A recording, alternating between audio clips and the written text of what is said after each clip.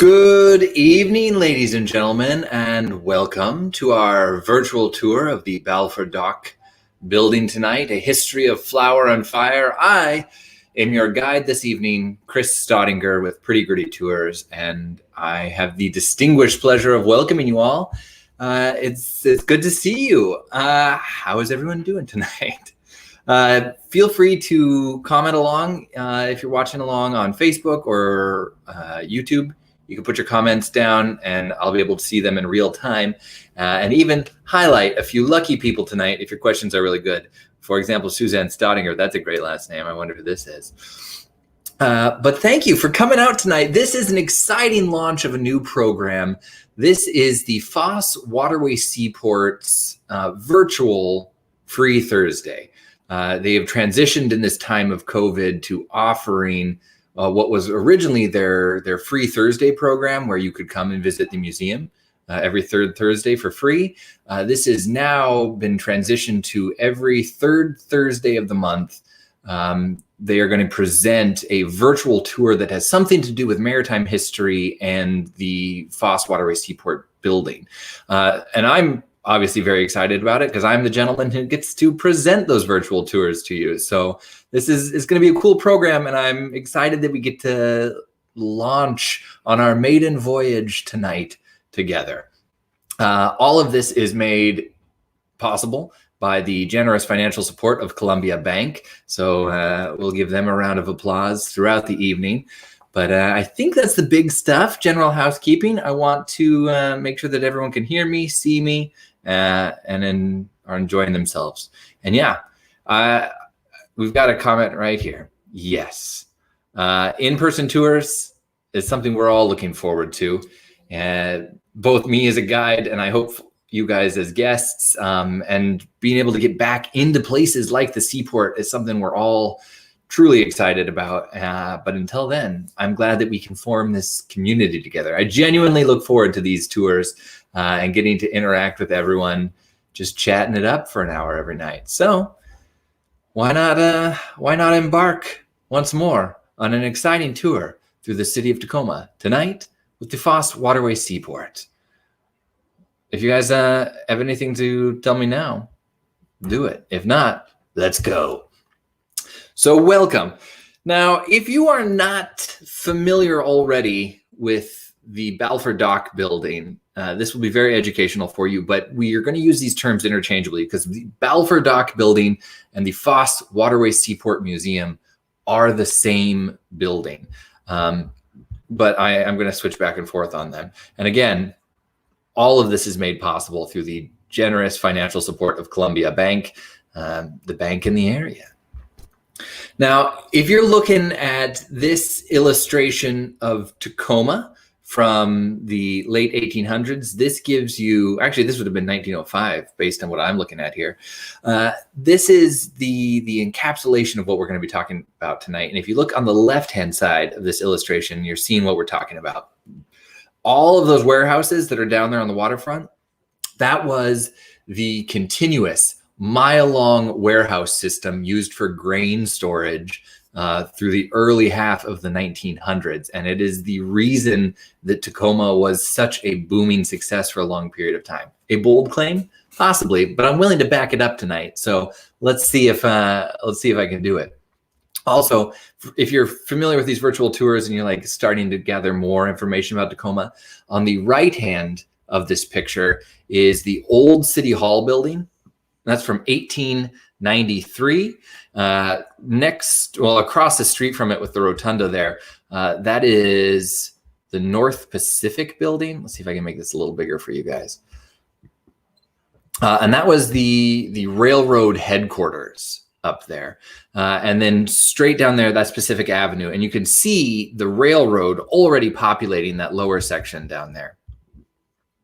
And this is what we're talking about. So this is obviously a four-masted tall ship. That giant structure in the background is the Grand Tacoma Hotel. And then there's that continuation of the mile-long warehouse. And you'll notice there's some breaks in between there. And those are going to be very important to tonight's story. So log them away in your memory for later. And then in the top right there, you can actually see the clock tower for the old City Hall building that we had just mentioned. So hopefully this kind of sets you in time and space, but if it hasn't enough already, we'll go a little more. So here's the satellite view of the area that we're talking about. Swinging on down, this building right here is the Foss Waterway Seaport. Old City Hall is right here, the North Pacific building right there. And when we go to the 3D view, you can see they're still there. 1893, 1888, 1900. So we've got some very visible, attractive history out here. And you can see it all really nicely from right where we are. So let's take you guys back in and tell you why it's all important. All of this begins right here on Half Moon Bay. This was an incredibly important area for the South Salish tribes and nations. Puyallup and Nisqually frequently met here. We've got a bunch of stories that we tell about that. But when the Northern Pacific Railroad came in and the area that became Tacoma started to get populated by people coming from the East Coast, the North Pacific Railroad made the decision to fill in Half Moon Bay to use it for extra railroad, essentially. So this is the finished product right here. And you can see there's just an abundance of trails there and rail lines. And the thing that made it so special is that because it's such a shallow grade and it's right on the tide flats there, that section on the back left is where they're going to end up building the docks that make Tacoma so successful as a commercial port. And Commencement Bay is just naturally 600 feet deep, which is a huge advantage, especially when you look at other cities that were competitors like Olympia, where Bud Inlet, you know, at low tide was something that you had to go like 2 miles out to be able to get to a ship. So you couldn't access the dock at low tide. Commencement Bay never had that problem. So let's see here. If anyone's looking for this tour right now, don't worry. That is being broadcast all over the place right now, and you'll be able to see it afterwards as well. So we'll have our tech team relay that information across the board. So this is Half Moon Bay, and it is the origin of all of this. Now this is a great photo because it shows you sort of the dawn of the steamship taking over for the transportation of this, as well as other more diesel operated vessels. But you can still see a section of that mile-long warehouse highlighted here. If you can see it, these are those buildings, and it used to extend all the way from essentially this section out in the water down to the 11th Street Bridge. And it was primarily serviced by tall ships, by the age of sail. And the thing that made the Foss Waterway so special and really extraordinary was the prevailing southwestern wind, which has always been sort of what we get here in Tacoma. And so it blows, actually I can get you a map really quick so you can see what we're talking about. It comes up from this direction, up through Foss Waterway, out into Commencement Bay here. And it made it so that you could actually bring a tall ship in. They could tie up to the dock here. And then when it came time to leave, once they were all loaded up, you could just put a foresail out, or a foresail, depending how nautical you are, catch that wind, swing the ship around, and then pull it right out there. So you didn't need a tugboat or anything to maneuver your tall ship back out, which made it a really quite a novelty for seafaring at the time, and a very favorable port for a lot of reasons. So the other thing that made it so exceptional was the fact that you can see right here, the rail lines come right up to the back of the warehouses. So if you're moving something off a train onto a ship or vice versa, taking it off the ship and putting it on the train and then dispersing it throughout the country, you have minimal labor to deal with. And the warehouses were also pretty intuitive and wonderful at the time because they had floating docks on the water side there. So no matter the tide, you could always tie up and do your cargo. So this is the beginning. So this is Commercial Dock Co. right down there. This was part of that mile-long warehouse section there. And to really, I guess, sink you into the mindset of that, we start with the Eureka Dock building, which is no longer around. It was the first of the commercial warehouses down there, built in 1896, and it could accommodate anywhere from 8,000 to 10,000 tons of grain. Which is what you're talking about when you're thinking about all of the level of grain being moved through the area here. It would arrive on the train, be stored in this warehouse, and then shipped out to sea to a variety of different markets. Later, just a little bit south from there, the McCormick Steamship Company is the beginning of that sort of warehouse section there. And we'll see, but this would have been the northernmost portion of the mile-long warehouse, and that's at 535 Dock Street. So when we're talking about this area, here's kind of what I want you to envision. So Thayer's Park is a relatively new addition to the downtown waterfront, but the warehouse would have extended essentially from right about here down to just about on the other side of the 11th Street Bridge that we have right now. And so it's approximately a mile, approximately 0.9 miles. I think if you're looking at the maps and the Sanborn fire insurance maps over time, is about what we're talking about. So normally when you see it claimed as the mile-long warehouse of Tacoma, that's usually in parentheses, mile long. And I think it's just a catchier title. It wasn't officially a mile long, but it was very close. Like they weren't exaggerating too much, anywhere from, a 20th to a 10th of a mile further down the waterfront. You would have had a genuinely mile long warehouse section there. So we're going to give it to them today, but it's not the official measurement out there. Guinness Book of World Records wouldn't come out and verify it, unfortunately.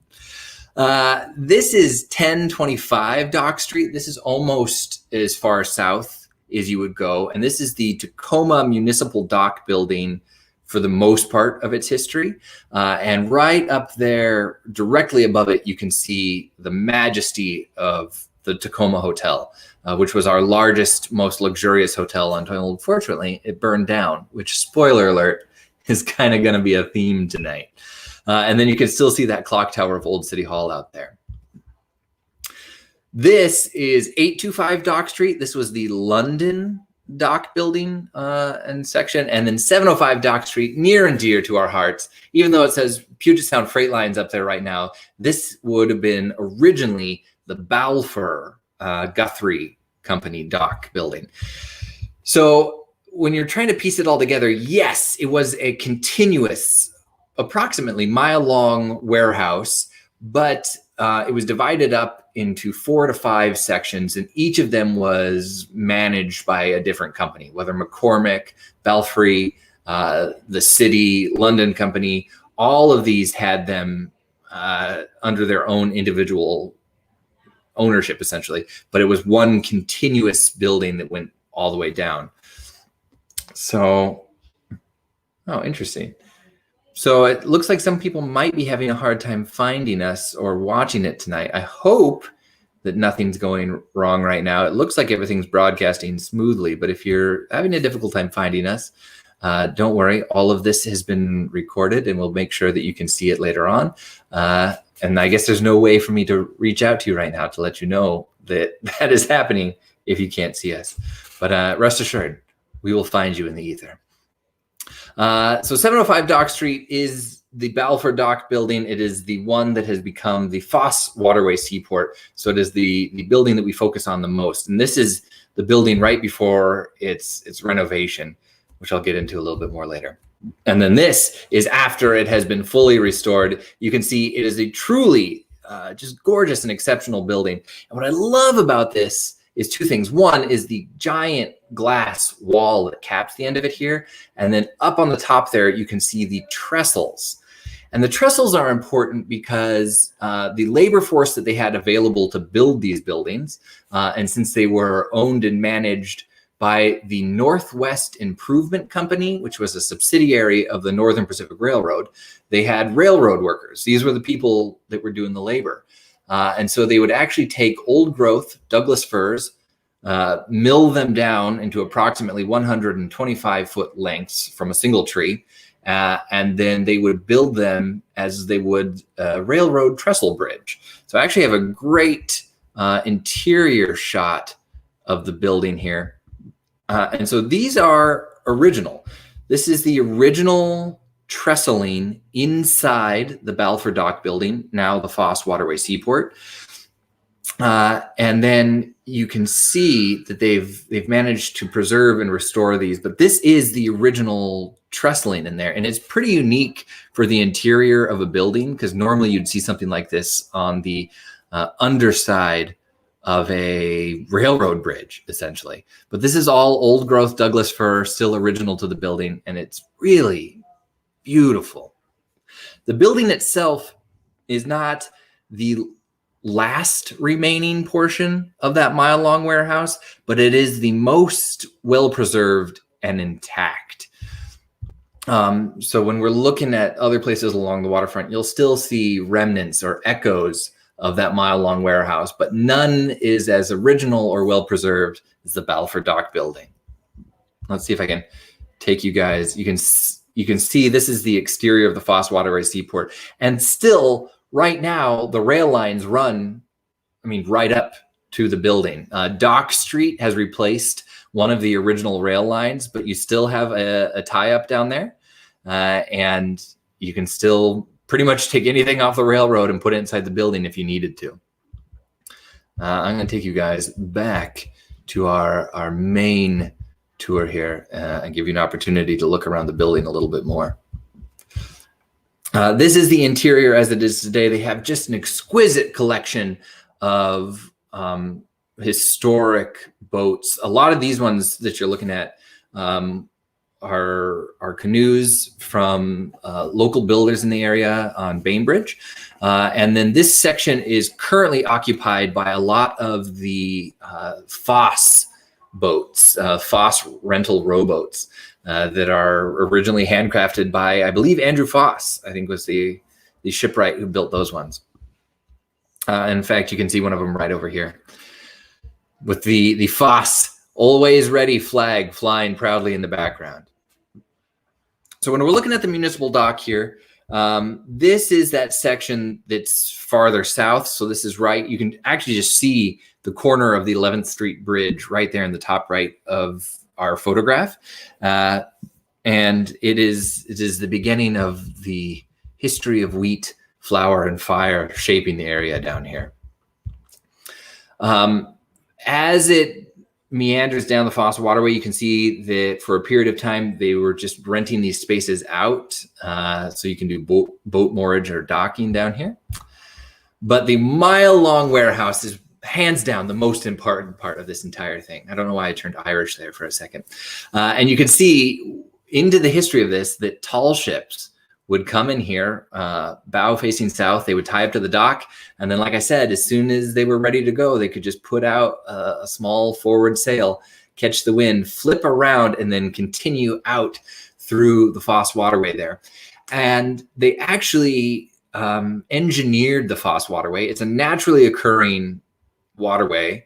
It doesn't have really a body of water that flows into it. There's not really a river or a stream, but they dredged it and formed it to be just wide enough to accommodate the standard tall ship of the Victorian era, with these tall ships coming to collect grain and timber being specifically in mind for that.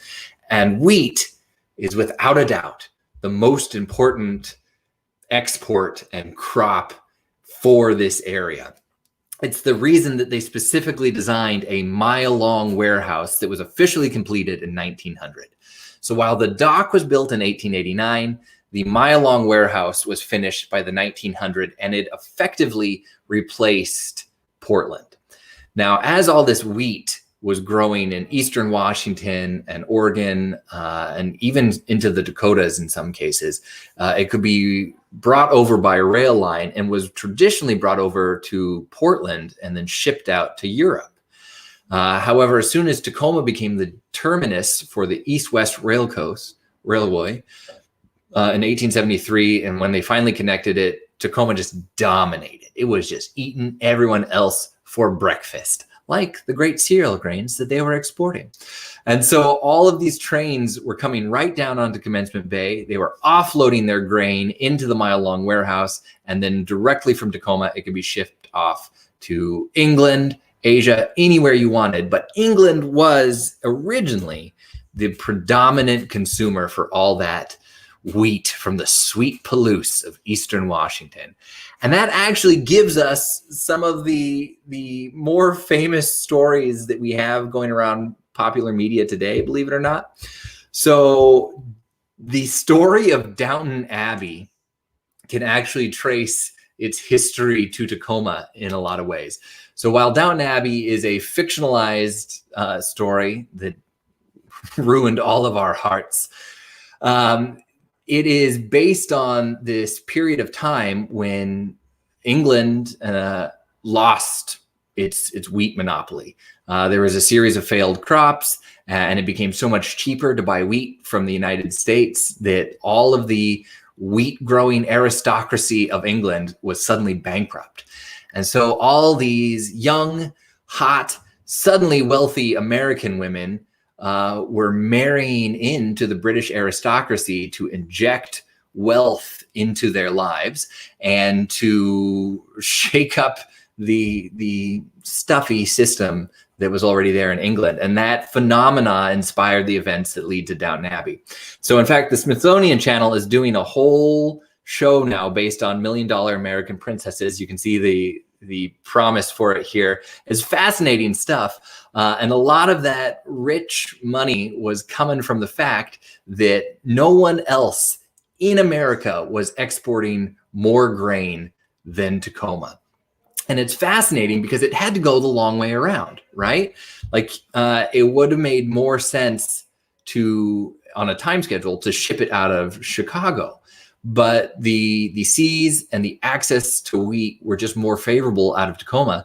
So they were sending all their grain from the Midwest and Oregon and Washington via train to Commencement Bay, and it would go out by tall ship and then take 3 to 5 months to arrive in the UK.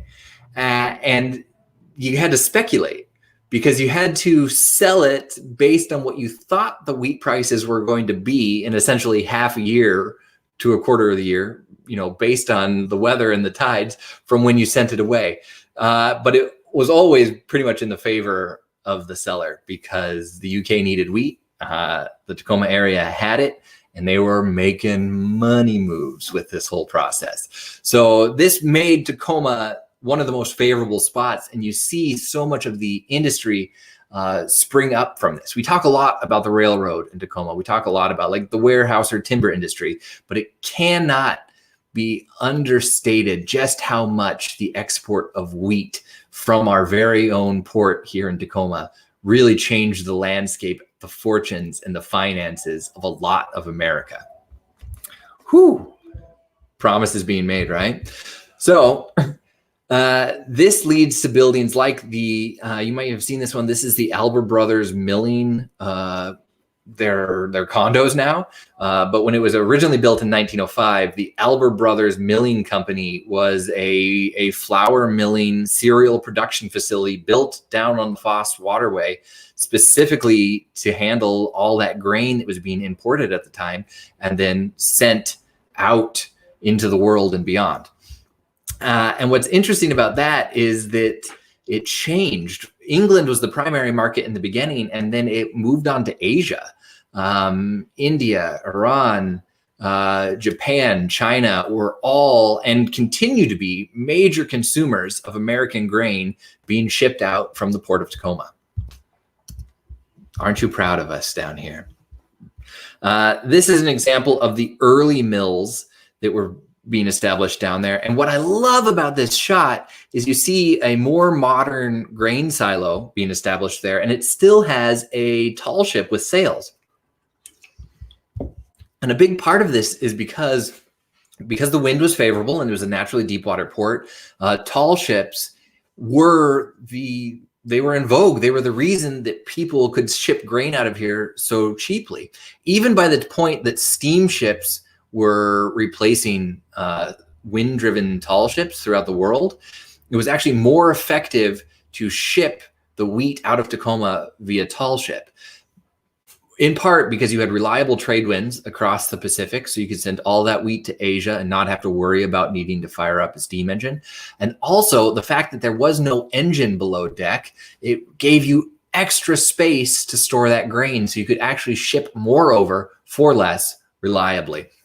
And so there were tall ships exporting grain out of Tacoma well into the age when tall ships and then eventually diesel engines were more preferable, which is a pretty extraordinary thing when you think about it. And in fact, let me see if I can take you guys over here. Yeah, this is another one. And I love this one because it's got that like golden glow, the golden age of sail. And this mill is approximately the location that the grain silos are located down on the Tacoma Waterway today. Take you guys one more over. This is just a great shot because this is the inside of the Balfour Guthrie Dock building, currently the Foss Waterway Seaport Museum. And all of these are sacks of grain that have been brought over from Eastern Washington. And there was just a tremendous amount of space available. I believe the dimensions of the building are 125 feet across. And I think it's either 173,000 square feet of space just available for grain storage in there. Now, this is a cool shot too. So just north of what is now the Foss Waterway Seaport, this is Baker Dock building. It was part of that mile-long system as well. You can see that you could actually, on that northern portion there at the bottom of the photo, actually take a small rail car pretty much to the dock, and that all the other rail lines just hug the exterior of the building. This is from 1929, though, when the USS Lexington actually provided all of the electrical power for the city of Tacoma. This is a great story for another time. I'm just lightly touching on it because it's a great photo. And if you're wondering why there is a U.S. naval aircraft carrier tied up in downtown Tacoma, it's because long story short, Tacoma, it derives almost all of its power from the hydroelectric facilities around it. And there was a massive drought in 1929.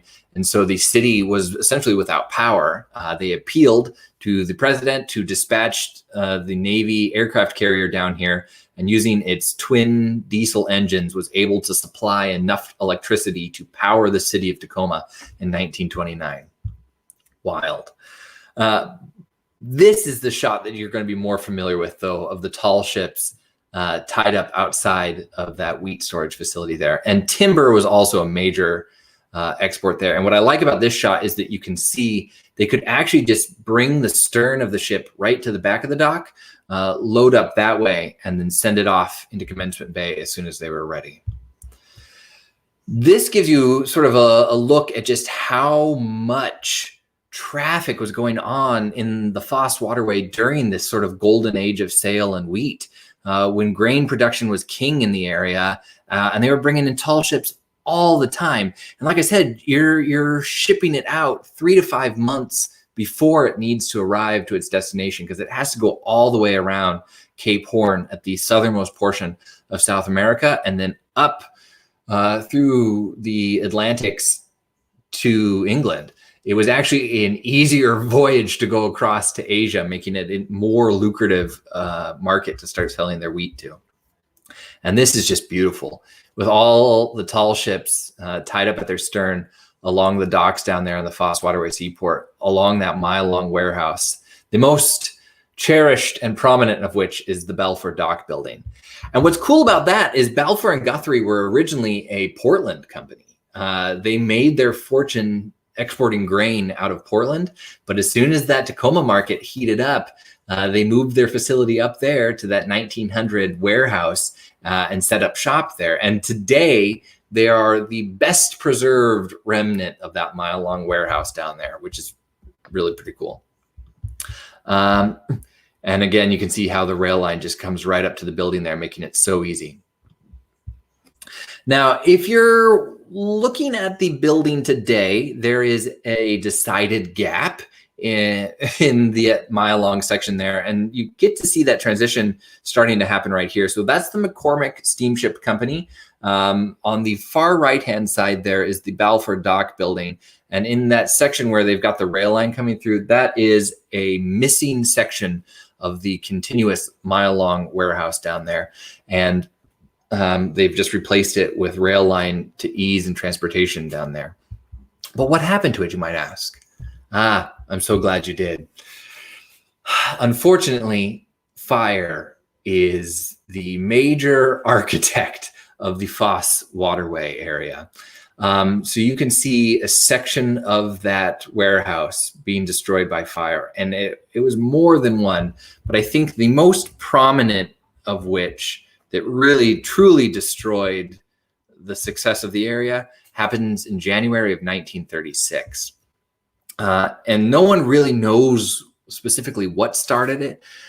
Sparks were prevalent in the area, especially when you have trains coming through. Could have been a cigarette, it could have been any number of things, but something caught that grain warehouse on fire. And once it was lit, it was a violent reaction. What ends up happening is the super heat of that fire brings up a lot of the grain and flour dust, and it actually started to create explosions. As it would soar towards the ceiling, it would hit that dust, and so it was like bombs going off or shells being dropped. Windows were getting blown out of the building. 11 people just that worked in the building responded immediately trying to throw sand over the fire, but ended up having to leave the building because the explosions were so concussive, it was knocking them back. Eventually, the city fire department with their ships and a lot of the Foss tugboats with hoses on board arrived, and they managed to start to extinguish that blaze, but it still took a lot of doing. Here you can see them down on the waterfront doing everything that they could. While there were no casualties, there was no way to save the London section of that building. And so they started to focus on saving the southern portion of that, which would have been the Tacoma Municipal Dock Company, and the northern portion, which was the Balfour Dock building, which, as you now know, because I've said it a million times, is the Foss Waterway Seaport Museum. And extra points go to Mike Motes. Yeah, it is right below the burned out Tacoma Hotel. This was a tragic time for fires. And in fact, you can see in 1935, October of 1935, so just months before the London building caught on fire, the Grand Tacoma Hotel was gutted by fire, and it was unable to be saved in any way. So they end up turning it into a parking lot. But you can see it in the upper portion of this photo here. While they're putting out one fire, they're in the skeletal shadow of a fire that also gutted the downtown corridor. Here you can see them fighting it from the railroad side. This is looking south. You can see the top of the 11th Street Bridge down there, and they're trying everything they can to not only extinguish the London Dock building blaze, but it caught train cars on fire on the other side down there. So they're trying to extinguish those as well. And this is towards the end here. This is the remnant of it. And you can see that they're trying everything that they can to help save the buildings on the side there. And what ends up being their saving grace is that each section of this mile-long warehouse was separated by a brick firewall on the north and south end of it.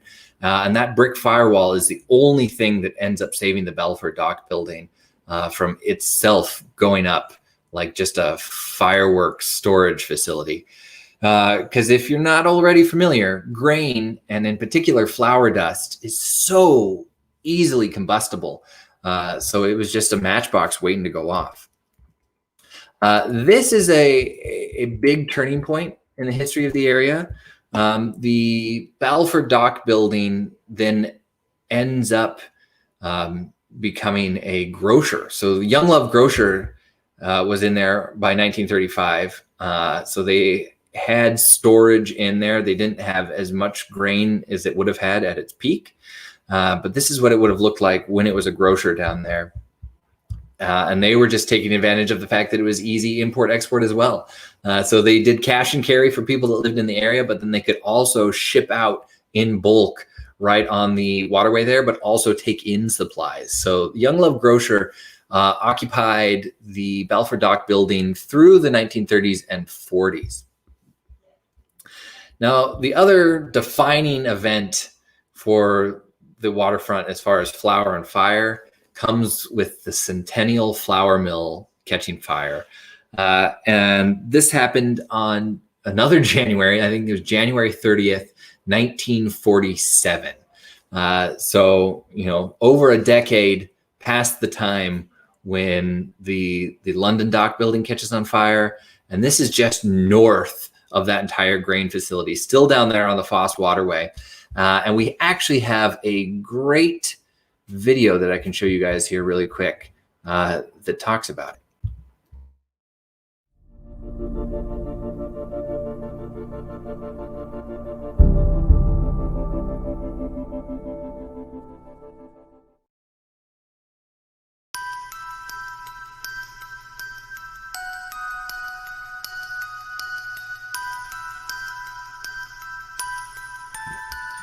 So this is a music and text video. It doesn't have any audio voiceover, so I'm going to walk you along through a period of it here. But all of this has been gathered from photos that were personally used by people at the time, and extraordinarily enough, some 8mm footage of the fire itself happening in 1947. And I'll let you guys experience this for a little while, but I'll jump back in here in just a second.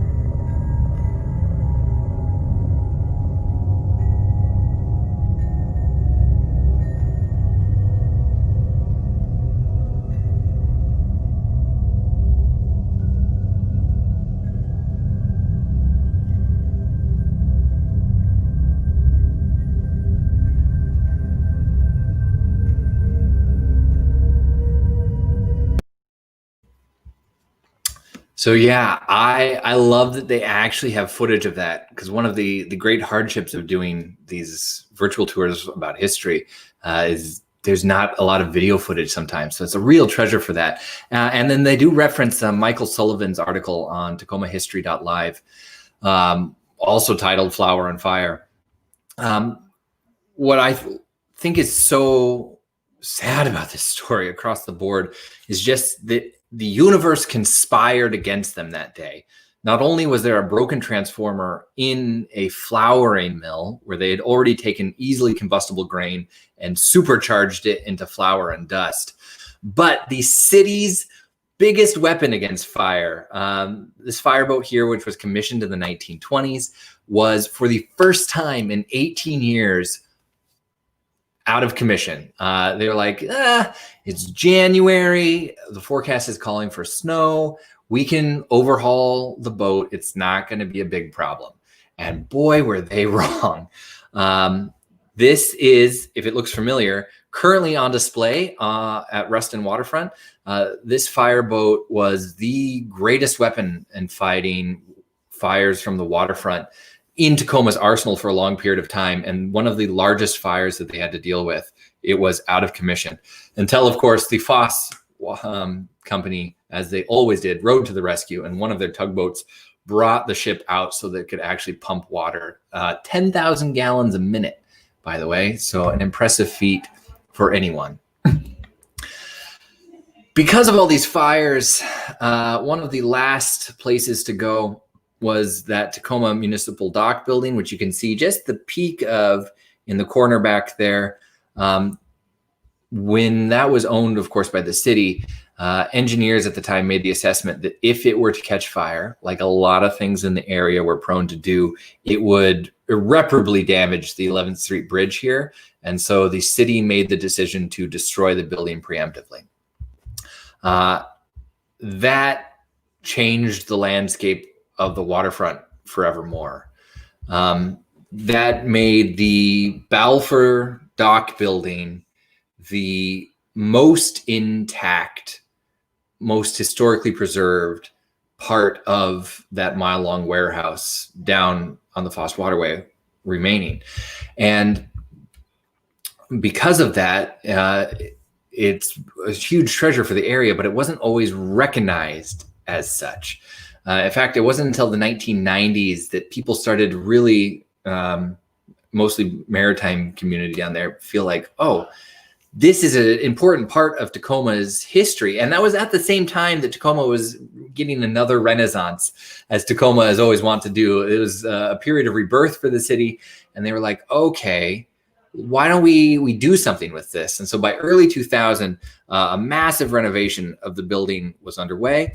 The community got together, and so you can see those trestles up at the top there, but they're refurbishing the interior of the building here and replacing it with sturdier parts, and then taking care of the foundation as well. This was the vision for the finalized plan, and what you can see here is the dream to take that northernmost firewall, the brick firewall that had saved the building over and over again, and replace it with glass for as far as the imagination could conjure. And in a way, that actually saved the building again, because all of that light pouring into the front of the building has made it one of the most beautiful and inviting spots in the city of Tacoma, and really changed the way that people interact with the Foss Waterway Seaport Museum. While the building is still there, it no longer services grain of any kind. You may have guessed that already. But the port of Tacoma still has a tremendous amount of grain export coming through there. And so a lot of you from the Tacoma area are probably familiar with this building. I can actually show you. So there's the Foss Waterway. Whoa, I've flown too far. There is the Foss Waterway Seaport. This is the former end of that mile-long grain warehouse that used to populate the shoreline down there. And this is the Temco grain silo. And you can see even today, trains roll right up. They actually go in the shed here, and then through the bottom portion of the grain cars, they drop the grain down where it's conveyed up into these grain silos, and then can be pumped out through these pipes onto ships waiting in the harbor, which is what you're looking at right here. And Temco today, I believe, does anywhere from 90 to 100 ships annually. And by the latest estimates, they are currently the world's largest exporter of grain, or certainly in the United States of America. More grain moves through the port of Tacoma than any other place in the country. Well done, Tacoma, for maintaining your legacy. Here's a water view shot of the size of these ships that comes through, taking that grain.